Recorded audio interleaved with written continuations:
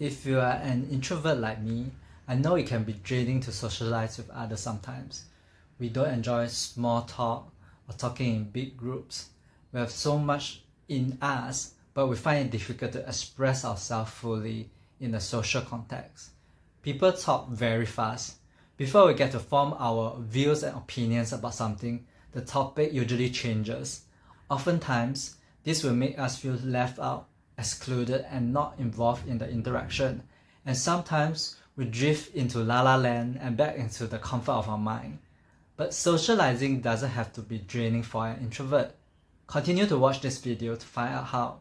First of all, with the emergence of books like Susan Cain's Quiet more than a decade ago, and all the information about introverts, I must say nowadays people are getting a better understanding of what introverts are.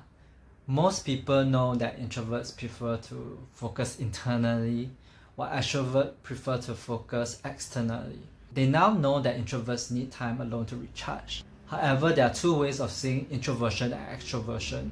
We can see it from the perspective of what energizes us or what drains us. So A, we can see introverts as someone who feels energized when we focus inwards on our thoughts and our emotion. Or B, we can see introverts as someone who feels drained from socializing. You might wonder, hey, are both the same? What's the difference? Here's the difference. Whenever you focus on what energizes you, you focus on abundance. Whenever you focus on what drains you, it sucks the energy out of you. I don't know if you share the same experience. Whenever there is an invitation for a gathering or a meetup, just the thought of it makes you feel drained. You are like, do I really have to go? I have to talk to people that I don't know. I don't know what they're going to say. Can't I just be alone at home? Can't I just have the conversation with others in my head and just be done with it? You're not even there at the venue. You haven't even socialized or met anyone, and you already feel so drained. In your mind, socializing is this energy-sucking monster, and you don't want to go anywhere near it. If today we just change our perspective a little and focus on what energizes us, things will be so much different. Whenever I feel tired, I know I can always get my energy back because I know I can just spend some time alone in the library and read a book, or I can lie on a bed, close my eyes and listen to some music. There is an abundance of energy for us to tap into. There's always a home we can go back to recharge. When you focus on an energy source, no matter how much social interaction drains you, you know that you can get your energy back. Social interaction will not be such a big deal anymore. Instead of focusing on how draining a social interaction can be, focus on what you want out of your social interaction. Introversion and extroversion is a matter of preference. If you dislike apple and you like banana, you just don't eat apples and you just eat banana. If you dislike social interaction, just stay at home and just do what you love. End of story. It's that simple, right? But the fact that we introverts want to go socialize is because there is something desirable about socializing. There's something we want out of socializing. We want to feel connected. We want to make friends. We want to share our life with others. We want variety. We want to get to know people that are similar to us, but also people that are different from us. Connection and belonging is a very human need, whether you are an extrovert or an introvert. The problem though is we have this desire to connect with others, but we also have a conflicting belief that it requires a lot of energy. It's not going to be easy. We have to sacrifice ourselves, our time, our energy to get what we want. We want to connect with others, but at the same time, we don't think that it will end well. We are afraid that people might judge us if we are too quiet and not contributing to the conversation. This constant conflict is what drains us the most, not the social interaction. Like what I've said previously, just the thought of socializing with others can drain us. Perhaps we have these unpleasant experiences in the past when we are in groups. I can speak from my own experience, like being in school and forced to be in a class of over 40 people. It feels tiring to be around so many people for such long hours every weekday. I have to go to a quiet place during recess before class start or whenever I have a chance to be alone and find my own private corner to balance my energy and keep myself sane. But if we bring these past experiences into our current experiences, it affects the way we view socializing. It creates anxiety and makes us nervous about socializing. The thing is, what we experience as a kid isn't the same as an adult. As an adult, we have more freedom to choose who we want to interact with, who we want to sit next to, how much time we want to spend with them. We are not forced to sit beside someone we don't resonate with just because the teacher says so.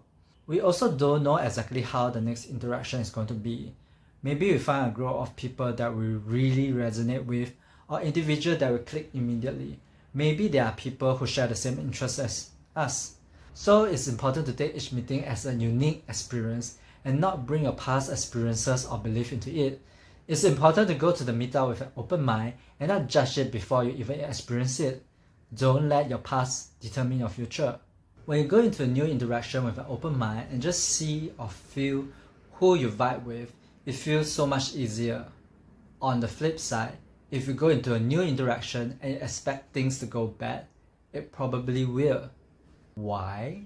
Because the energy you exude will affect how others interact with you. If you don't feel like you fit in, people will either agree with your energy and isolate you, or they will try so hard to get you to fit in that makes you feel even more that you don't fit in.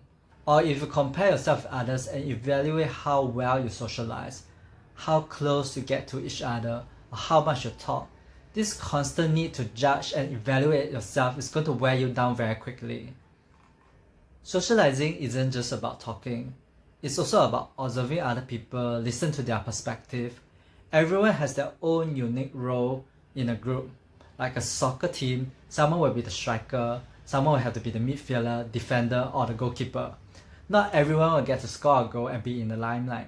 Just because you're more of a listener or a supportive role doesn't mean that you're not participating in the interaction. Sometimes, like nodding your head, laughing at other people's jokes, or just being present is enough. I know that whenever I go for group meetings, even though I wasn't able to articulate my views fully at that point in time, I often have new ideas for my blog posts and videos when I get back home. Listening to other people's and different opinions give me new inspiration. It opens me to new perspective. It's not always about connection and belonging. There are also other benefits to socializing too.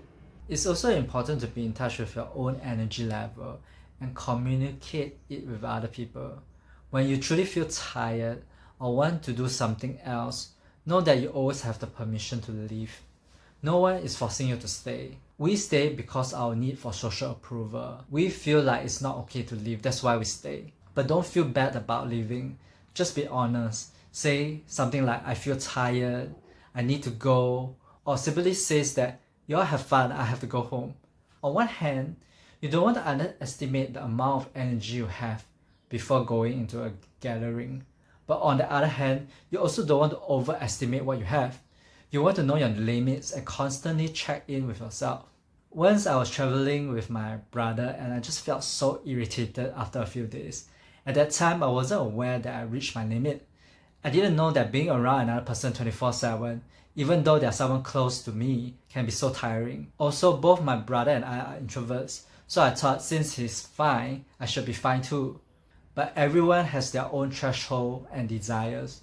Going out with family for a day is fine for me, but being around them for days without my personal space and freedom to do my own things, I feel tired and just needed a break and some me time.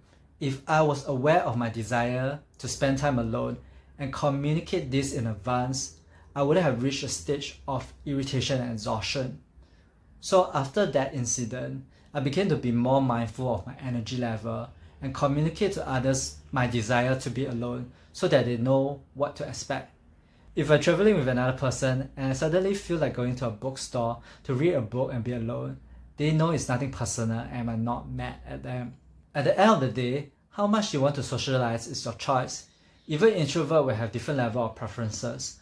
But one thing we need to know is that anxiety and fear with my experience from socializing is not the same as introversion. Introversion is an inner preference, and preference is what we choose when there is no fear. It's about the freedom to choose and the connection to our heart desires. It's never fear-based.